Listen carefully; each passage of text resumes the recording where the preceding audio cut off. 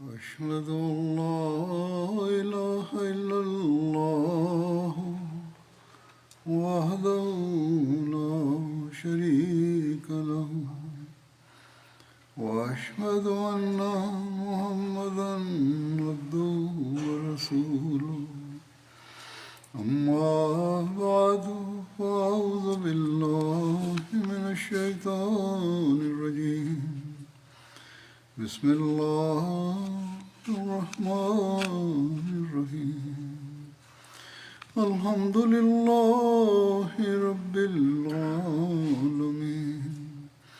الرحمن الرحيم مالك يوم الدين إياك نعبد وإياك نستعين اهدنا الصراط المستقيم صراط الذين أنعمت عليهم غير المغضوب عليهم ولا الضالين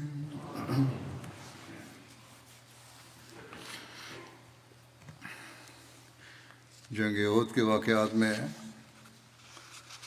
صحابہ کی قربانیوں اور ان کے عشق رسول کی مثالیں میں نے دی تھیں. ان میں حضرت علی کی بہادری کے واقعات کا بھی ذکر ملتا ہے.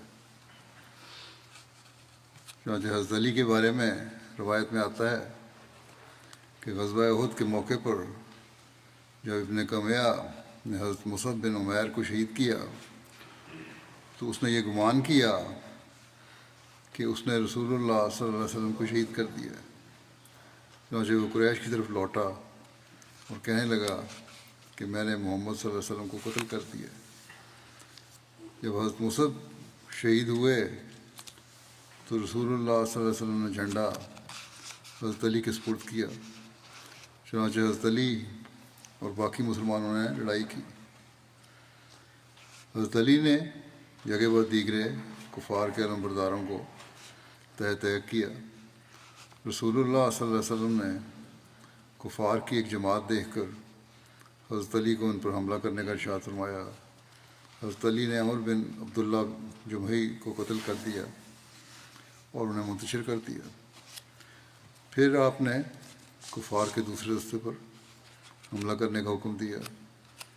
حضرت علی نے شیبہ بن مالک کو ہلاک کیا تو حضرت جبرائیل نے کہا یا رسول اللہ صلی اللہ علیہ وسلم یقیناً یہ ہمدردی کے لائق ہے. یعنی حضرت علی کے بارے میں یہ کہا تو رسول اللہ صلی اللہ علیہ وسلم نے فرمایا ہاں علی مجھ سے ہے اور میں علی سے ہوں. تو جبریل نے کہا کہ میں آپ دونوں میں سے ہوں.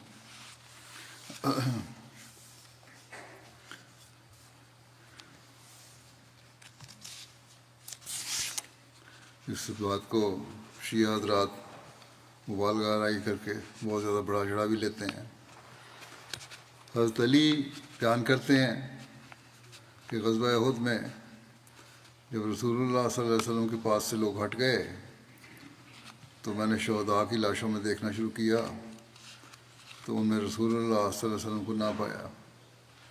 تب میں نے کہا خدا کی قسم رسول اللہ صلی اللہ علیہ وسلم نہ بھاگنے والے تھے اور نہ ہی میں نے آپ کو شہداء میں پایا ہے. لیکن اللہ ہم سے ناراض ہوا اور اس نے اپنے نبی کو اٹھا لیا ہے. بس اب میرے لیے بھلائی یہی ہے کہ میں لڑوں یہاں تک کہ قتل کر دیا جاؤں. حضرت علی کہتے ہیں کہ پھر میں نے اپنی تلوار کی میان توڑ ڈالی اور کفار پر حملہ کیا. وہ ادھر ادھر منتشر ہو گئے تو کیا دیکھتا ہوں کہ رسول اللہ صلی اللہ علیہ وسلم ان کے درمیان میں ہیں. سعید بن مسیب سے روایت ہے کہ غزوہ احد میں حضرت علی کو 16 زخم لگے تھے.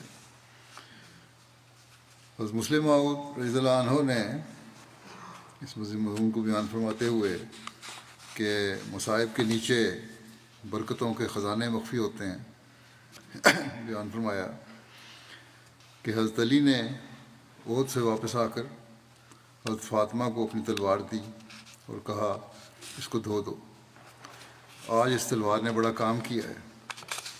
رسول کریم صلی اللہ علیہ وسلم حضرت علی کی یہ بات سن رہے تھے۔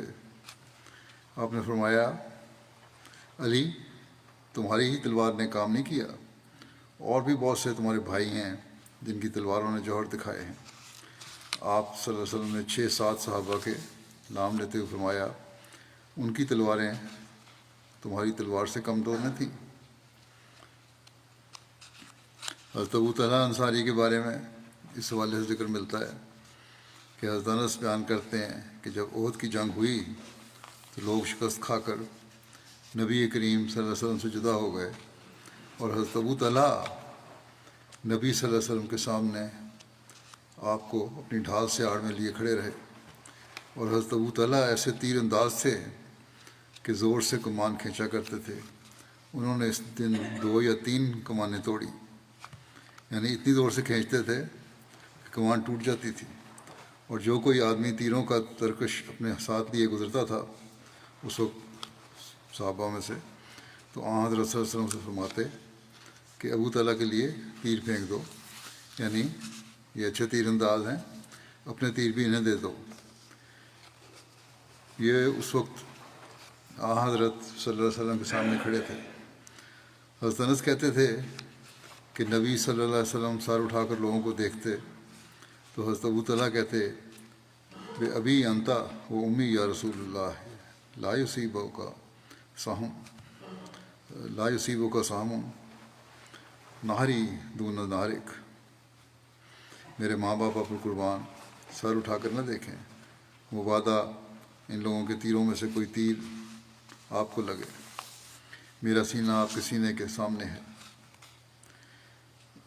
یہ بخاری میں سے یہ حوالہ لیا گیا ہے، اخذ کیا گیا ہے۔ حضرت انس بن مالک بیان کرتے ہیں کہ حضرت ابو طلحہ ایک ہی ڈھال سے نبی صلی اللہ علیہ وسلم کی حفاظت کرتے تھے، اور حضرت ابو طلحہ اچھے تیر انداز تھے۔ جب وہ تیر چلاتے تو نبی کریم صلی اللہ علیہ وسلم جھانکتے اور ان کے تیر پڑنے کی جگہ کو دیکھتے۔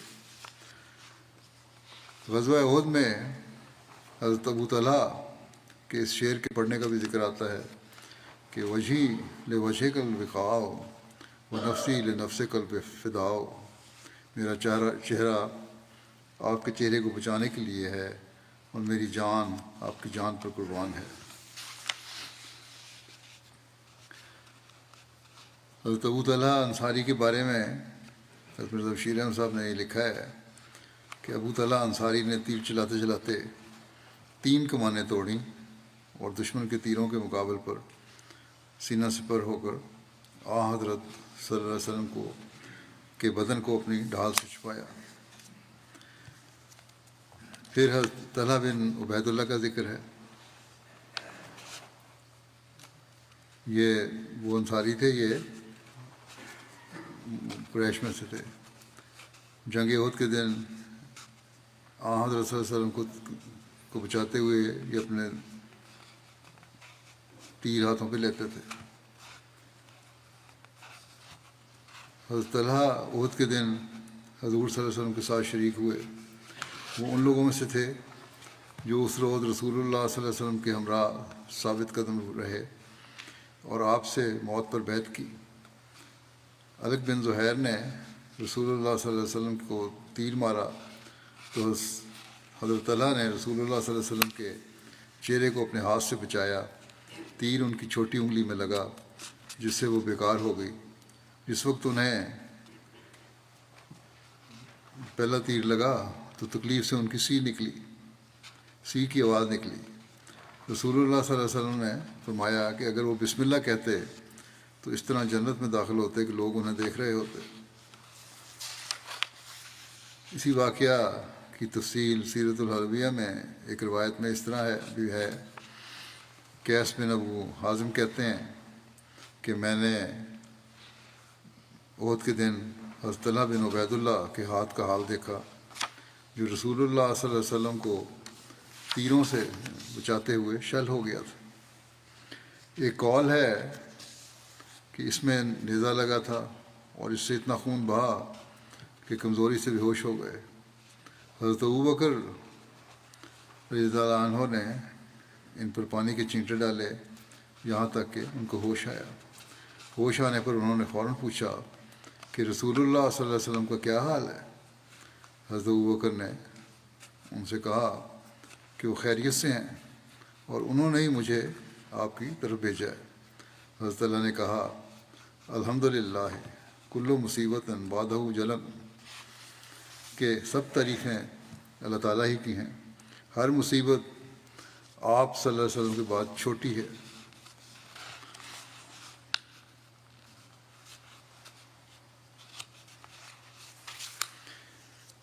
عائشہ اور ام اسحاق جو حضرت اللہ کی بیٹیاں تھیں، ان دونوں نے بیان کیا کہ احد کے دن ہمارے والد کو 24 زخم لگے، جن میں سے ایک چکور زخم سر میں تھا اور پاؤں کی رگ کٹ گئی تھی، انگلی شل ہو گئی تھی اور باقی زخم جسم پر تھے، ان پر غشی کا غلبہ تھا۔ رسول اللہ صلی اللہ علیہ وسلم کے سامنے کے 2 دانت ٹوٹ گئے تھے، آپ کا چہرہ بھی زخمی تھا، آپ صلی اللہ علیہ وسلم پر بھی غشی کا غلبہ تھا۔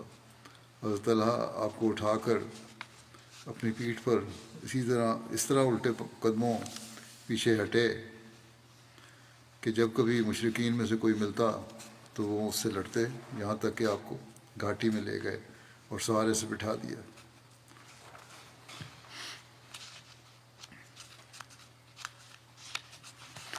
غزوہ احد اور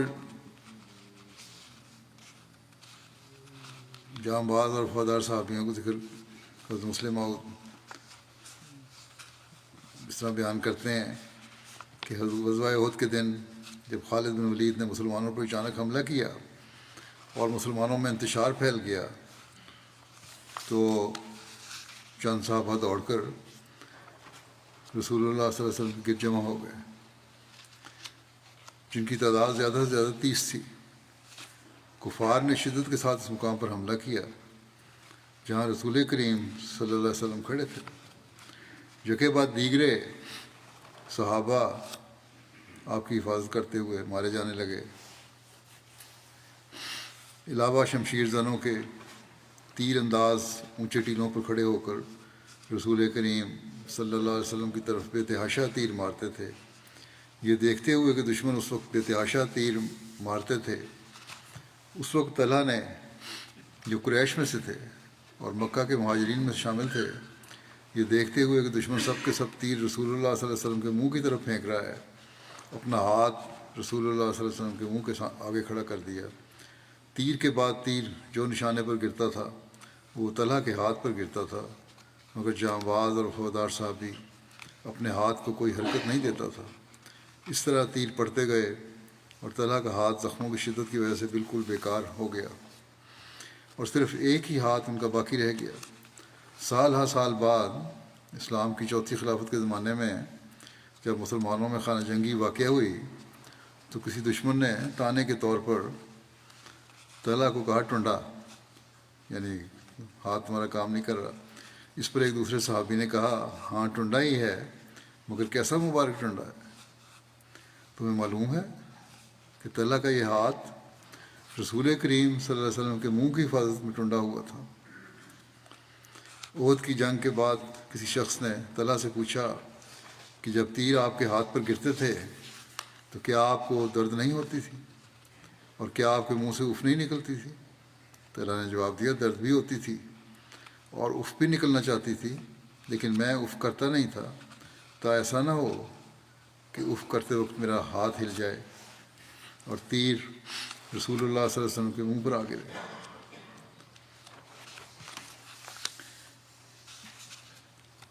حضرت سعد بن ابی وقاص ان جانصاروں میں سے ایک تھے جنہوں نے بڑا بہادری اور وفا کا مظاہرہ کیا۔ عائشہ بنت سعد نے اپنے والد سے روایت کیا ہے، وہ فرماتے ہیں کہ جب لوگوں نے پلٹ کر حملہ کیا، یعنی دشمنوں نے، تو میں ایک طرف ہو گیا، تو میں نے کہا ان کو خود سے ہٹا دوں گا، یا تو میں خود نجات پا جاؤں گا اور یا میں شہید ہو جاؤں گا۔ تو اچانک میں نے ایک سرخ چہرے والے شخص کو دیکھا، قریب تھا کہ مشرکین ان پر غالب آ جائیں، تو اس نے اپنا ہاتھ کنکریوں سے بھر کر ان کو مارا تو اچانک میرے اور اس شخص کے درمیان مقداد آ گئے تو میں نے ان سے پوچھنے کا ارادہ کیا۔ اس نے مجھے کہا، اے سعد، یہ رسول اللہ صلی اللہ علیہ وسلم تھے، تجھے بلا رہے تھے۔ تو میں کھڑا ہوا اور مجھے ایسا لگا گویا کہ مجھے کوئی تکلیف نہیں پہنچی۔ میں آپ صلی اللہ علیہ وسلم کے پاس آیا تو آپ نے مجھے اپنے سامنے بٹھا لیا۔ میں تیر چلانے لگا اور میں کہتا، اے اللہ، تیرا تیر ہے، تو اس کے اپنے دشمن کو مار دے۔ اور رسول اللہ صلی اللہ علیہ وسلم کہتے، اے اللہ، تو سعد کی دعا قبول کر لے، اے اللہ سعد کے نشانے کو درست کر دے، اے سعد، تجھ پر میرے ماں اور باپ فدا ہوں۔ سعد کہتے ہیں یعنی کہ واقعہ بیان کر رہے ہیں کہ اس طرح میں کر رہا تھا، لیکن اس وقت نظارہ ایسا تھا کہ مجھے لگتا تھا کہ فرشتے نے کوئی بیچ میں ہمارے آ گیا، وہ بھی قتل ساتھ لڑ رہا ہے۔ لیکن اس وقت مجھے کسی نے بتایا کہ حضرت صلی اللہ علیہ وسلم تھے، تو مختلف لگتا ہے کشفی حالتیں لوگوں میں تھیں اور یہ حقیقت تھی۔ بہرحال سعد کہتے ہیں کہ پس میں نے جو تیر بھی چلایا، لیکن بہرحال آخر میں یہ رسول اللہ صلی اللہ علیہ وسلم کے پاس تھے۔ سعد کہتے ہیں کہ میں نے جو بھی تیر بھی چلایا تو رسول اللہ صلی اللہ علیہ وسلم اس کے ساتھ یہ فرماتے، اے اللہ، اس کے نشانے کو درست کر دے اور اس کی دعا کو قبول کر لے۔ حتیٰ کہ جب میں اپنے ترکش کے تیر چلا کر فارغ ہوا تو رسول اللہ صلی اللہ علیہ وسلم نے اپنے ترکش کے تیر پھیلا دیے اور مجھے ایک بغیر پیکان اور بغیر پر کے تیر دیا، اور وہ دوسرے تیروں سے زیادہ تیز تھا۔ علامہ ظہری نے لکھا ہے کہ اس دن سعد نے 1000 تیر چلائے تھے۔ غزوہ احد کے موقع پر جب رسول اللہ صلی اللہ علیہ وسلم کے پاس ثابت قدم صحابہ تھوڑے رہ گئے، اس وقت حضرت سعد بن ابی وقاص کے بارے میں سیرت خاتم النبیین میں حضرت مرزا بشیر احمد صاحب نے یوں لکھا ہے کہ سعد بن وقاص کو حضرت صلی اللہ علیہ وسلم خود تیر پکڑاتے جاتے تھے، اور حضرت سعد یہ تیر دشمن پر بے تحاشا چلاتے جاتے تھے۔ ایک دفعہ رسول اللہ صلی اللہ علیہ وسلم نے حضرت سعد سے فرمایا، تم پر میرے ماں باپ قربان ہوں، برابر تیر چلاتے جاؤ۔ سعد اپنی آخری عمر تک ان الفاظ کو نہایت فخر کے ساتھ بیان کیا کرتے تھے۔ ایک روایت میں بیان ہے کہ حضرت سعد بن ابی وقاص بیان کرتے ہیں کہ نبی صلی اللہ علیہ وسلم نے جنگ احد کے دن اپنے ترکش سے تیر نکال کر میرے لیے بکھیر دیے، اور آپ صلی اللہ علیہ وسلم نے فرمایا، تیر چلاؤ، تجھ پر میرے ماں باپ فدا ہوں۔ حضرت علی بیان کرتے ہیں کہ میں نے حضرت سعد بن ابی وقاص کے علاوہ رسول اللہ صلی اللہ علیہ وسلم کو کبھی کسی کے لیے اپنے ماں باپ فدا کرنے کی دعا دیتے نہیں سنا۔ آپ صلی اللہ علیہ وسلم نے حضرت سعد سے غزوہ احد کے موقع پر فرمایا تھا کہ میرے ماں باپ تم پر فدا ہوں، تیر چلاتے جاؤ، اے بھرپور طاقتور جوان، تیر چلاتے جاؤ۔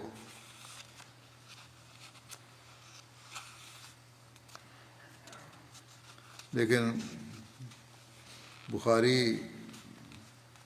میں ایک اور روایت بھی ہے کہ حضرت سعد کے علاوہ تاریخ میں حضرت زبیر بن عوام کا نام بھی ملتا ہے، جنہیں حضرت صلی اللہ علیہ وسلم نے فرمایا کہ فدا کا ابی و امی، یعنی تم پر میرے ماں باپ قربان ہوں۔ اسی طرح حضرت ابو دجانہ کی قربانی کا بھی ذکر ملتا ہے۔ ایک روایت میں ہے کہ غزوہ احد میں حضرت ابو دجانہ رسول اللہ صلی اللہ علیہ وسلم کی حفاظت میں آپ کی ڈھال بنے ہوئے تھے، چنانچہ وہ حضرت صلی اللہ علیہ وسلم کے سامنے آپ کی طرف منہ کر کے کھڑے ہو گئے۔ جو تیر بھی آتا وہ حضرت ابو دجانہ کی کمر پر لگتا۔ وہ جھکے ہوئے کھڑے تھے اور تمام تیر اپنی کمر پر لے رہے تھے، یہاں تک کہ ان کی کمر میں بے شمار تیر پیوست ہو گئے۔ حضرت ابو دجانہ کی ثابت قدمی کے بارے میں مرزا بشیر احمد صاحب نے یوں لکھا ہے کہ ابو دجانہ نے بڑی دیر تک آپ کے جسم کو اپنے جسم سے چھپائے رکھا، اور جو تیر یا پتھر آتا تھا اسے اپنے جسم پر لیتے تھے، حتیٰ کہ ان کا بدن تیروں سے چھلنی ہو گیا، مگر انہوں نے اف تک نہیں کی، تا ایسا نہ ہو کہ ان کے بدن میں حرکت پیدا ہونے سے حضرت صلی اللہ علیہ وسلم کے جسم کا کوئی حصہ ننگا ہو جائے اور آپ کو کوئی تیر آ لگے۔ پھر حضرت سہل بن حنیف ہیں، یہ بھی عظیم المرتبت صحابہ میں سے تھے جنہوں نے احد کے روز ثابت قدمی دکھائی۔ اس روز انہوں نے موت پر حضرت صلی اللہ علیہ وسلم کی بیعت کی تھی۔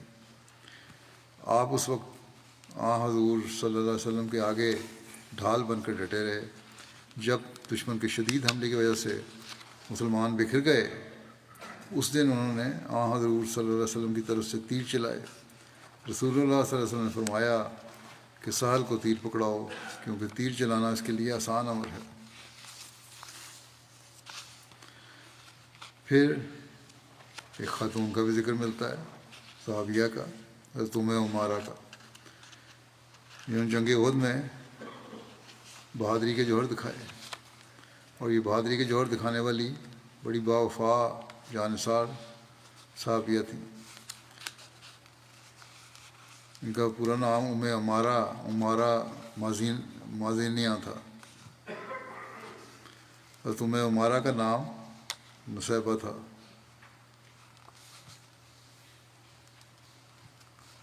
یہ بھی نصیبہ ان کا اصل نام تھا۔ یہ حضرت زید بن عاصم کی بیوی تھی۔ انہوں نے بیان کیا کہ غزوہ احد کے موقع پر میں یہ دیکھنے کے لیے روانہ ہوئی، حضرت ام عمارہ خود بیان کرتی ہیں کہ میں دیکھنے کے لیے روانہ ہوئی کہ لوگ کیا کر رہے ہیں۔ میرے پاس پانی سے بھرا ہوا ایک مشکیزہ بھی تھا جو میں نے زخمیوں کو پلانے کے لیے ساتھ لے لیا تھا، یہاں تک کہ میں حضرت صلی اللہ علیہ وسلم کے پاس پہنچ گئی۔ اس وقت آپ صحابہ کے درمیان میں تھے، اور اس وقت مسلمانوں کا پلہ بھاری تھا، یعنی جنگ کا شروع کا حصہ تھا۔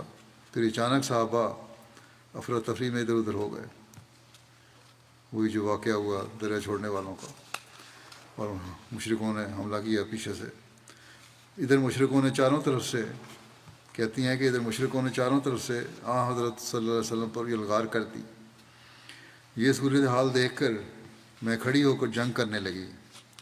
میں تلوار کے ذریعے دشمنوں کو آپ کے قریب آنے سے روک رہی تھی، ساتھ ہی میں کمان سے تیر بھی چلا رہی تھی، یہاں تک کہ میں خود بھی زخمی ہو گئی۔ ان کے کندھے پر ایک بہت گہرا زخم لگا۔ جب ان سے پوچھا گیا کہ تمہیں کس نے زخمی کیا، تو انہوں نے کہا ابن کمیہ نے۔ حضرت ام عمارہ بیان کرتی ہیں کہ جب اچانک مسلمان حضرت صلی اللہ علیہ وسلم کے پاس سے تتر بتر ہو گئے تو وہ یہ کہتا ہوا آگے بڑھا کہ مجھے محمد کی نشاندہی کر دو، کیونکہ اگر آج وہ بچ گئے تو سمجھو کہ میں نہیں بچا، یعنی یا تو آج وہ رہیں گے اور یا میں رہوں گا۔ وہ جب قریب آیا تو کہتے ہیں کہ میں نے اور مصعب بن عمیر نے اس کا راستہ روک رہا۔ اس وقت اس نے مجھ پر حملہ کر دیا، حملہ کر کے یہ زخم لگایا ہے، یہ کندھے کا زخم پوچھ رہے ہو نا، یہ اس نے مجھے لگایا تھا۔ میں نے اس پر کئی وار کیے، مگر وہ خدا کا دشمن 2 زرہیں پہنے ہوئے تھا۔ بعض علماء نے لکھا ہے کہ غزوہ احد کے موقع پر نصیبہ، ان کے شوہر حضرت زید بن عاصم اور ان کے دونوں بیٹوں خبیب اور عبداللہ سب کے سب جنگ کے لیے گئے تھے، اور حضرت صلی اللہ علیہ وسلم نے سب کو فرمایا تھا کہ اللہ تعالیٰ تم گھر والوں پر رحمت نازل فرمائے۔ ایک روایت ہے کہ اللہ تعالیٰ تمہارے گھرانے میں برکت عطا فرمائے۔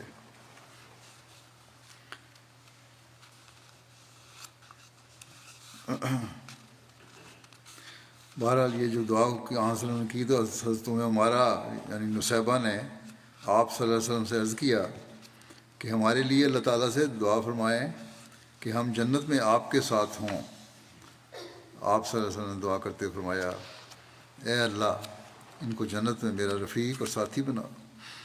اسی وقت حضرت ام عمارہ نے کہا کہ اب مجھے اس کی پرواہ نہیں ہے کہ دنیا میں مجھ پر کیا گزرتی ہے، یہ دعا مجھے مل گئی، میرے لیے بہت ہے۔ حضرت صلی اللہ علیہ وسلم نے ان کے بارے میں فرمایا کہ احد کے دن میں دائیں یا بائیں جدھر بھی دیکھتا تھا ان کو دیکھتا تھا کہ میری حفاظت کے لیے دشمنوں سے لڑ رہی ہیں۔ غزوہ احد میں حضرت ام عمارہ کو 12 زخم آئے، جن میں نیزوں کے زخم بھی تھے اور تلواروں کے بھی تھے۔ حضرت عمارہ کے بارے میں حضرت بشیر احمد صاحب نے اس نے لکھا ہے کہ ایک مسلمان خاتون جس کا نام عمارہ تھا، تلوار ہاتھ میں لے کر مارتی کاٹتی حضرت صلی اللہ علیہ وسلم کے پاس پہنچی۔ اس وقت عبداللہ بن کمیہ آپ پر وار کرنے کے لیے آگے بڑھ رہا تھا۔ مسلمان خاتون نے جھٹ آگے بڑھ کر وہ وار اپنے اوپر لے لیا اور پھر تلوار تول کر اس پر اپنا وار کیا، مگر وہ ایک دوہری زرہ پہنے ہوئے مرد تھا اور یہ ایک کمزور عورت، اس لیے وار کاری نہ پڑا۔ اور ابن کمیہ گراتا ہوا اور مسلمانوں کی صفوں کو چیرتا ہوا آگے آیا اور صحابہ کے روکتے روکتے نبی صلی اللہ علیہ وسلم کے قریب پہنچ گیا، اور پہنچتے ہی اس زور اور بے دردی کے ساتھ آپ کے چہرہ مبارک پر وار کیا کہ صحابہ کے دل دہل گئے۔ جان نثار طلحہ نے لپک کر وہ وار اپنے ننگے ہاتھ پر لیا، مگر ابن کمیہ کی تلوار ان کے ہاتھ کو قلم کرتی ہوئی آپ صلی اللہ علیہ وسلم کے پہلو پر پڑی۔ زخم تو خدا کے فضل سے نہ آیا، کیونکہ آپ صلی اللہ علیہ وسلم نے اوپر تلے 2 زرہیں پہنی ہوئی تھیں اور وار کا زور بھی طلحہ کی جانثاری سے کم ہو چکا تھا، مگر اس صدمے سے آپ چکرا کر نیچے گرے اور ابن کمیہ نے پھر خوشی کا نعرہ لگایا کہ میں نے محمد صلی اللہ علیہ وسلم کو مار لیا۔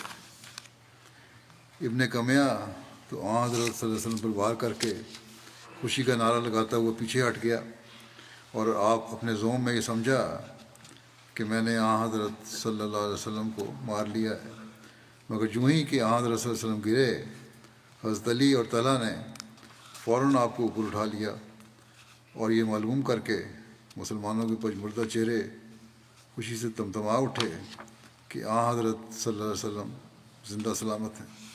اب آہستہ آہستہ لڑائی کا زور بھی کم ہونا شروع ہو گیا، کیونکہ ایک تو کفار اس اطمینان کی وجہ سے کچھ ڈھیلے پڑ گئے تھے کہ محمد رسول اللہ صلی اللہ علیہ وسلم شہید ہو چکے ہیں، اور اس لیے انہوں نے لڑائی کی طرف سے توجہ ہٹا کر کچھ تو اپنے مقتولین کی دیکھ بھال اور کچھ مسلمان شہیدوں کی لاشوں کی برآمدی کرنے کی طرف پھیر لی، اور دوسری طرف مسلمان بھی اکثر منتشر ہو چکے تھے۔ جنگ میں ابو سفیان کے ساتھ مکالمے کا ذکر ملتا ہے، اور قریش کس طرح واپس ہوئے۔ غزوہ احد کے دن جب حضرت صلی اللہ علیہ وسلم کے حضرت صلی اللہ علیہ وسلم صحابہ کے ساتھ پہاڑ پر چڑھ گئے تو کفار بھی آپ کے پیچھے آئے۔ چنانچہ صحیح بخاری میں روایت ہے کہ ابو سفیان نے 3 بار پکار کر کہا، کیا ان لوگوں میں محمد صلی اللہ علیہ وسلم ہے؟ نبی صلی اللہ علیہ وسلم نے صحابہ کو اسے جواب دینے سے روک دیا۔ پھر اس نے 3 بار پکار کر پوچھا، کیا لوگوں میں ابو قحافہ کا بیٹا ہے، یعنی ابو بکر؟ پھر 3 بار پوچھا، کیا ان لوگوں میں ابن خطاب یعنی عمر ہے؟ پھر وہ اپنے ساتھیوں کی طرف لوٹ گیا اور کہنے لگا، یہ جو تھے وہ تو مارے گئے۔ یہ سن کر حضرت عمر اپنے آپ کو قابو نہ رکھ سکے اور بولے، اے اللہ کے دشمن، بخدا تم نے جھوٹ کہا ہے، جن کا تم نے نام لیا ہے وہ سب زندہ ہیں، جو بات ناگوار ہے اس میں سے ابھی تیرے لیے بہت کچھ باقی ہے۔ یہ بھی بخاری کی روایت ہے۔ ابو سفیان بولا، یہ مارکا بدر کے مارکے کا بدلہ ہے۔ لڑائی تو ڈول کی طرح ہے، کبھی اس کی فتح اور کبھی اس کی فتح۔ تم لوگوں میں سے کچھ ایسے مردے پاؤ گے جن کے ناک کان کاٹے گئے ہیں، یعنی مسلح کیا گیا ہے۔ اس نے کہا کہ میں نے اس کا حکم نہیں دیا، لیکن میں نے اسے برا بھی نہیں سمجھا۔ پھر اس کے بعد وہی رجزیہ فقرہ پڑھنے لگا کہ اولو حبل، اولو حبل، حبل کی جے، حبل کی جے۔ نبی صلی اللہ علیہ وسلم نے فرمایا، کیا آپ اسے جواب نہیں دو گے؟ صحابہ نے کہا، یا رسول اللہ ہم کیا کہیں؟ آپ صلی اللہ علیہ وسلم نے فرمایا کہ تم کہو، اللہ اعلیٰ و اجل، اللہ ہی سب سے بلند اور بڑی شان والا ہے۔ پھر ابو سفیان نے کہا، عزا نامی بت ہمارا ہے اور تمہارا کوئی عزا نہیں۔ نبی صلی اللہ علیہ وسلم نے سن کر فرمایا کہ کیا تم اسے جواب نہیں دو گے؟ حضرت براء بن عازب کہتے ہیں کہ صحابہ نے کہا یا رسول اللہ ہم کیا کہیں؟ آپ صلی اللہ علیہ وسلم نے فرمایا کہو کہ اللہ و مولانا و مولا ولا مولا لکم، کہ اللہ ہمارا مددگار ہے اور تمہارا کوئی مددگار نہیں۔ اس کے بعد ابو سفیان نے پکار کر مسلمانوں سے کہا کہ آئندہ سال میدان بدر میں ہم تم سے پھر ملیں گے۔ اس پر حضرت صلی اللہ علیہ وسلم نے اپنے صحابہ میں سے ایک شخص سے فرمایا کہہ دو کہ ہاں ہمارا تمہارا ملنے کا وعدہ رہا۔ مرزا بشیر صاحب نے لکھا ہے سیرت خاتم النبیین میں کہ ادھر مسلمان اپنی مرہم پٹی میں مصروف تھے، تو ادھر دوسری طرف یعنی نیچے میدان جنگ میں مکہ کے قریش مسلمان شہیدوں کی نعشوں کی نہایت بے دردانہ طور پر بے حرمتی کر رہے تھے۔ مسلح کی وحشیانہ رسم پوری وحشت کے ساتھ ادا کی گئی اور مسلمان شہیدوں کی لاشوں کے ساتھ مکے کے خونخوار درندوں نے جو کچھ بھی ان کے دل میں آیا وہ کیا۔ قریش کی عورتوں نے مسلمانوں کے ناک کان کاٹ کر ان کے ہاتھ ہار پروئے اور پہنے۔ ابو سفیان کی بیوی ہند حضرت حمزہ کا جگر نکال کر چبا گئی۔ غرض بقول سر ولیم بیور مسلمانوں کی نعشوں کے ساتھ قریش نے نہایت وحشیانہ سلوک کیا، اور مکے کے رؤساء دیر تک حضرت صلی اللہ علیہ وسلم کی نعش میدان میں تلاش کرتے رہے، اور اس نظارے کے شوق میں ان کی آنکھیں ترس گئیں، مگر جو چیز کہ نہ پانی تھی نہ پائی۔ تو ہو نہیں سکتا تھا، اب تو وہاں تھے ہی نہیں۔ اس تلاش سے مایوس ہو کر ابو سفیان اپنے چند ساتھیوں کو ساتھ لے کر اس درے کی طرف بڑھا جہاں مسلمان جمع تھے، اور اس کے قریب کھڑے ہو کر پکار کر بولا مسلمانوں کیا تم میں محمد ہے؟ حضرت صلی اللہ علیہ وسلم نے ارشاد فرمایا کوئی جواب نہ دے۔ چنانچہ جب صحابہ خاموش رہے، پھر اس نے ابو بکر اور عمر کا پوچھا، مگر اس پر بھی آپ کے ارشاد کے متحد کسی نے جواب نہ دیا، جس پر اس نے بلند آواز سے فخر کے لہجہ میں کہا کہ یہ سب لوگ مارے گئے ہیں، کیونکہ اگر وہ زندہ ہوتے تو جواب دیتے۔ اس وقت حضرت عمر سے ناراض گیا اور وہ بے اختیار ہو کر بولے اے عدو اللہ، تو جھوٹ کہتا ہے، ہم سب زندہ ہیں اور خدا ہمارے ساتھ، ہمارے ہاتھوں سے تمہیں ذلیل کرے گا۔ ابو سفیان نے حضرت عمر کی آواز پہچان کر کہا کہ عمر سچ سے بتاؤ کیا محمد زندہ ہے؟ حضرت عمر نے کہا کہ ہاں ہاں خدا کے فضل سے وہ زندہ ہیں اور تمہاری یہ باتیں سن رہے ہیں۔ ابو سفیان نے کسی قدر دھیمی آواز میں کہا تو پھر ابن کمیہ نے جھوٹ کہا ہے، کیونکہ میں تمہیں اس سے زیادہ سچا سمجھتا ہوں۔ اس کے بعد ابو سفیان نے نہایت بلند آواز سے پکار کر کہا اولو حبل، یعنی اے حبل تیری بلندی ہو۔ صحابہ حضرت صلی اللہ علیہ وسلم کے ارشاد کا خیال کر کے خاموش رہے، کیونکہ پہلے روکا تھا نا آپ نے، مگر حضرت صلی اللہ علیہ وسلم نے جو اپنے نام پر تو خاموش رہنے کا حکم دیتے تھے، اب خدا تعالیٰ کے مقابلے میں بت کا نام آنے پر بےتاب ہو گئے اور فرمایا تم جواب کیوں نہیں دیتے؟ صحابہ نے عرض کیا یا رسول اللہ کیا جواب دیں؟ آپ نے فرمایا کہو اللہ اعلیٰ و اجل، یعنی بلندی اور بزرگی صرف اللہ تعالیٰ کو حاصل ہے۔ ابو سفیان نے کہا لنا العزیٰ ولا عزیٰ لکم، ہمارے ساتھ عزیٰ ہے اور تمہارے ساتھ عزیٰ نہیں ہے۔ حضرت صلی اللہ علیہ وسلم نے صحابہ سے فرمایا کہو اللہ مولانا ولا مولا لکم، عزیٰ کیا چیز ہے؟ ہمارے ساتھ اللہ ہمارا مددگار ہے اور تمہارے ساتھ کوئی مددگار نہیں۔ اس کے بعد ابو سفیان نے کہا لڑائی ایک ڈول کی طرح ہوتی ہے جو کبھی چڑھتا ہے اور کبھی گرتا ہے، بس یہ دن بدر کے دن کا بدلہ ہے، بدلہ سمجھو، اور تم میدان جنگ میں ایسی لاشیں پاؤ گے جن کے ساتھ مسلح کیا گیا ہے۔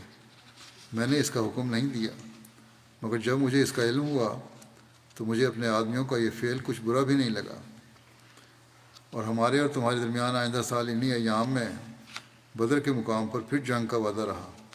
ایک صحابی نے حضرت صلی اللہ علیہ وسلم کی ہدایت کے مطابق جواب دیا بہت اچھا، یہ وعدہ رہا۔ یہ کہہ کر ابو سفیان اپنے ساتھیوں کو لے کر نیچے اتر گیا، اور پھر جلد ہی لشکر قریش نے مکہ کی راہ لی۔ اب لکھتے ہیں کہ ایک عجیب بات ہے کہ باوجود اس کے کہ قریش کو اس موقع پر مسلمانوں کے خلاف غلبہ حاصل ہوا تھا اور ظاہری اسباب کے لحاظ سے وہ اگر چاہتے تو اپنی اس فتح سے فائدہ اٹھا سکتے تھے، اور مدینے پر حملہ آور ہونے کا راستہ تو بہرحال ان کے لیے کھلا تھا، مگر خدائی تصرف کچھ ایسا ہوا کہ قریش کے دل باوجود اس فتح کے اندر ہی اندر مروب تھے، اور انہوں نے اسی غلبے کو غنیمت جانتے ہوئے جو احد کے میدان میں ان کو حاصل ہوا تھا، مکے کو جلدی جلدی لوٹ جانا ہی مناسب سمجھا۔ مگر بائیں ہمہ حضرت صلی اللہ علیہ وسلم نے مزید احتیاط کے خیال سے فوراً 70 صحابہ کی ایک جماعت، جس میں حضرت ابوبکر اور حضرت زبیر بھی شامل تھے، تیار کر کے لشکر قریش کے پیچھے روانہ کر دی۔ یہ بخاری کی روایت ہے۔ عام مورخین بیان کرتے ہیں کہ آپ نے حضرت علی یا بعض روایات کی روح سے سعد بن وقاص کو قریش کے پیچھے بھجوایا اور ان سے فرمایا کہ اس بات کا پتہ لاؤ کہ لشکر قریش مدینہ پر حملہ کرنے کی نیت تو نہیں رکھتا، اور آپ نے ان سے فرمایا اگر قریش اونٹوں پر سوار ہوں اور گھوڑوں کو خالی چلا رہے ہوں تو سمجھنا کہ وہ مکے کی طرف واپس جا رہے ہیں، مدینے پر حملہ آور ہونے کا ارادہ نہیں رکھتے، اور اگر وہ گھوڑوں پر سوار ہوں تو سمجھنا ان کی نیت بخیر نہیں۔ اور آپ نے ان کو تاکید فرمائی کہ اگر قریش کا لشکر مدینے کا رخ کرے تو فوراً آپ کو اطلاع دی جاوے، اور آپ صلی اللہ علیہ وسلم نے بڑے جوش کی حالت میں فرمایا کہ اگر قریش نے اس وقت مدینے پر حملہ کیا تو خدا کی قسم ہے ان کا مقابلہ کر کے انہیں اس حملہ کا مزہ چکھا دیں گے۔ چنانچہ حضرت صلی اللہ علیہ وسلم کے بھیجے ہوئے آدمی آپ صلی اللہ علیہ وسلم کے ارشاد کے متحد گئے اور بہت جلد یہ خبر لے کر واپس آ گئے کہ قریش کا لشکر مکے کی طرف جا رہا ہے۔ حضرت مسلم معود حضرت صلی اللہ علیہ وسلم کے زخمی ہو کر جوش ہونے اور اس کے بعد کے واقعے کا ذکر کرتے ہوئے فرماتے ہیں کہ تھوڑی دیر بعد رسول اللہ صلی اللہ علیہ وسلم کو ہوش آ گیا اور صحابہ نے چاروں طرف میدان میں آدمی دوڑا دیے کہ مسلمان پھر اکٹھے ہو جائیں۔ بھاگا ہوا لشکر پھر جمع ہونا شروع ہوا اور رسول اللہ صلی اللہ علیہ وسلم انہیں لے کر پہاڑ کے دامن میں چلے گئے۔ جب دامن کوہ میں بچا کھچا لشکر کھڑا تھا تو ابو سفیان نے بڑے زور سے آواز دی اور کہا ہم نے محمد صلی اللہ علیہ وسلم کو مار دیا ہے۔ رسول اللہ صلی اللہ علیہ وسلم نے ابو سفیان کی بات کا جواب نہ دیا کہ ایسا نہ ہو کہ دشمن حقیقت حال سے واقف ہو کر حملہ کر دے اور زخمی مسلمان پھر دوبارہ دشمن کے حملہ کا شکار ہو جائیں۔ جب اسلامی لشکر سے اس بات کا کوئی جواب نہ ملا تو ابو سفیان کو یقین ہو گیا کہ اس کا خیال درست ہے، اور اس نے بڑے زور سے آواز دے کر کہا کہ ہم نے ابوبکر کو بھی مار دیا۔ رسول اللہ صلی اللہ علیہ وسلم نے ابوبکر کو بھی حکم فرمایا کہ کوئی جواب نہ دیں۔ پھر ابو سفیان نے آواز دی ہم نے عمر کو بھی مار دیا۔ تب عمر جو بہت جوشیلے آدمی تھے انہوں نے اس کے جواب میں یہ کہنا چاہا کہ ہم لوگ خدا کے فضل سے زندہ ہیں اور تمہارا مقابلہ کرنے کے تیار ہیں، مگر رسول اللہ صلی اللہ علیہ وسلم نے منع فرمایا کہ مسلمانوں کو تکلیف میں مت ڈالو اور خاموش رہو۔ اب کفار کو یقین ہو گیا کہ اسلام کے بانی کو بھی اور ان کے دائیں بائیں بازو کو بھی ہم نے مار دیا ہے۔ اس پر ابو سفیان اور اس کے ساتھیوں نے خوشی سے نعرہ لگایا یا اولو حبل، اولو حبل، ہمارے معزز بت حبل کی شان بلند ہو کہ اس نے آج اسلام کو ختمہ کر دیا۔ حضرت مسلم فرماتے ہیں کہ وہی رسول کریم صلی اللہ علیہ وسلم جو اپنی موت کے اعلان پر، ابو بکر کی موت کے اعلان پر اور عمر کی موت کے اعلان پر خاموشی کی نصیحت فرما رہے تھے تا ایسا نہ ہو کہ زخمی مسلمانوں پر پھر کفار کا لشکر لوٹ کر حملہ کر دے اور مٹھی بھر مسلمان اس کے ہاتھوں شہید ہو جائیں۔ اب جب کہ خدائے واحد کی عزت کا سوال پیدا ہوا اور شرک کا نعرہ میدان میں مارا گیا تو آپ صلی اللہ علیہ وسلم کی روح بےتاب ہو گئی، اور آپ نے نہایت جوش سے صحابہ کی طرف دیکھ کر فرمایا تم لوگ جواب کیوں نہیں دیتے؟ صحابہ نے کہا یا رسول اللہ ہم کیا کہیں؟ فرمایا کہو اللہ اعلیٰ واجل، اللہ اعلیٰ واجل، تم جھوٹ بولتے ہو کہ حبل کی شان بلند ہوئی، یہ جھوٹ ہے تمہارا، اللہ وحدہ لا شریک ہی معزز ہے اور اس کی شان بالا ہے۔ اور اس طرح آپ نے اپنے زندہ ہونے کی خبر دشمنوں تک پہنچا دی۔ اس دلیرانہ اور بہادرانہ جواب کا اثر کفار کے لشکر پر اتنا گہرا پڑا کہ باوجود اس کے کہ ان کی امیدیں اس جواب سے خاک میں مل گئیں، اور باوجود اس کے کہ ان کے سامنے مٹھی پر زخمی مسلمان کھڑے ہوئے تھے جن پر حملہ کر کے ان کو مار دینا مادی قوانین کے لحاظ سے بالکل ممکن تھا، وہ دوبارہ حملہ کرنے کی جرت نہ کر سکے، اور جس قدر فتح ان کو نصیب ہوئی تھی اسی کی خوشیاں مناتے ہوئے مکے کو واپس چلے گئے۔ حضرت مسلم موعود نے مختلف زاویوں سے اس واقعے کو مختلف جگہ بیان فرمایا ہے، جو انشاءاللہ آئندہ بھی بیان کروں گا۔ اس وقت جیسا کہ میں عموماً دعا کے لیے کہتا ہوں، فلسطینیوں کے عمومی حالات کے لیے دعائیں جاری رکھیں۔ سنا ہے کہ شاید غزہ میں تو جنگ بندی کی کوشش ہو رہی ہے، شاید اسرائیلی حکومت بھی کچھ حد تک مان جائے، لیکن لبنان کی سرحد کے ساتھ جنگ بھڑکنے کے امکان زیادہ بڑھ رہے ہیں، اور اس کا اثر جو ہے پھر ویسٹ بینک کے فلسطینیوں پر بھی ہوگا۔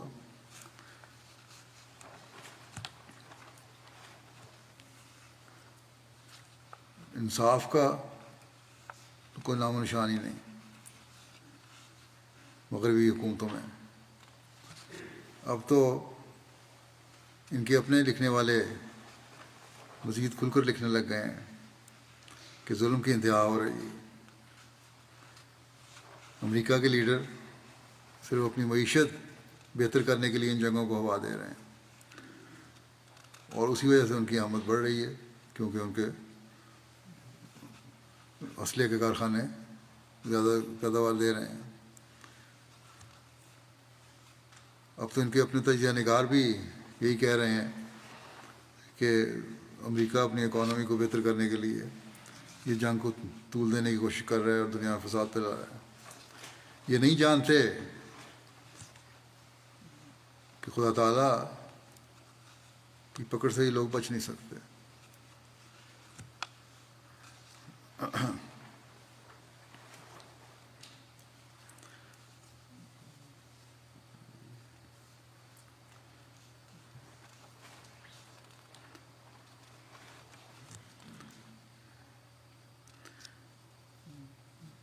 احمدی بہرحال اپنے دعاؤں اور رابطوں سے تباہی کے بچنے کے لیے اپنا کردار ادا کریں۔ گزشتہ دنوں یہ خبر بھی تھی کہ یو این کی جو ایجنسی ہے مدد کرنے والی، امریکہ اور یو کے وغیرہ نے انہیں مالی مدد دینے بند کر دی ہے، انکار کر دیا کہ ان کے 11 یا 12 لوگ حماس کے ساتھ ملے ہوئے تھے۔ اس کی وجہ سے یہ ظلم کہ فلسطینیوں کو مدد نہ کرو، یہ صرف یہ اس لیے ہے کہ ان کو مجبور کیا جائے، اور کچھ بھی نہیں۔ لیکن حیرت اس بات پہ ہے کہ اگر مغربی ملکوں نے مدد بند کی ہے تو یہ کوئی خبر نہیں آ رہی کہ کیوں نہیں تیل کی دولت رکھنے والے مسلمان ممالک نے یہ اعلان کیا کہ ہم یہ مدد کریں گے، کیونکہ یو این ایجنسی نے اعلان کیا اگر مدد نہ ملی تو فروری کے بعد ہم کوئی ایڈ نہیں پہنچا سکتے۔ بہرحال اللہ تعالیٰ ان مسلمان ملکوں کو بھی اپنا کردار ادا کرنے کی توفیق عطا فرمائے،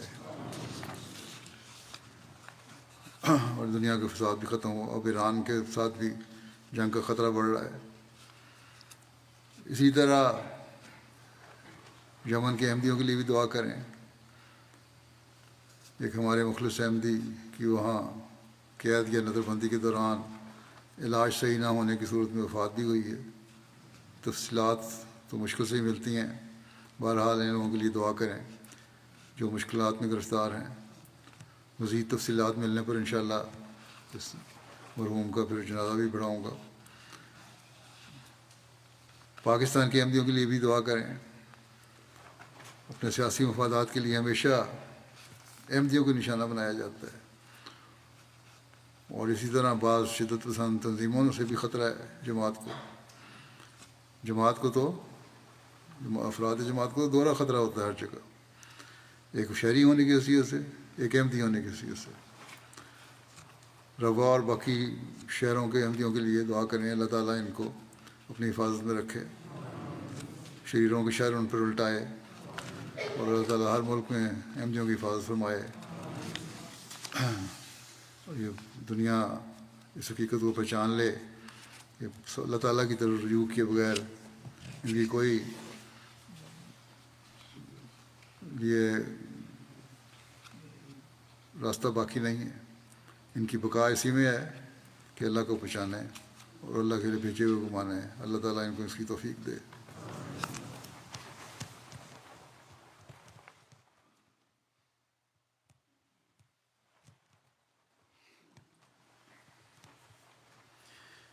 الحمد لله نحمده ونستعينه ونستغفره ونؤمن به ونتوكل عليه ونعوذ بالله من شرور أنفسنا ومن سيئات أعمالنا من يهده الله فلا مضل له ومن يضلل فلا هادي له ونشهد أن لا إله إلا الله ونشهد أن محمدا عبده ورسوله عباد الله رحمكم الله إن الله يأمر بالعدل والإحسان وإيتاء ذي القربى وينهى عن الفحشاء والمنكر والبغي يعظكم لعلكم تذكرون اذكروا الله يذكركم وادعوه يستجب لكم ولذكر الله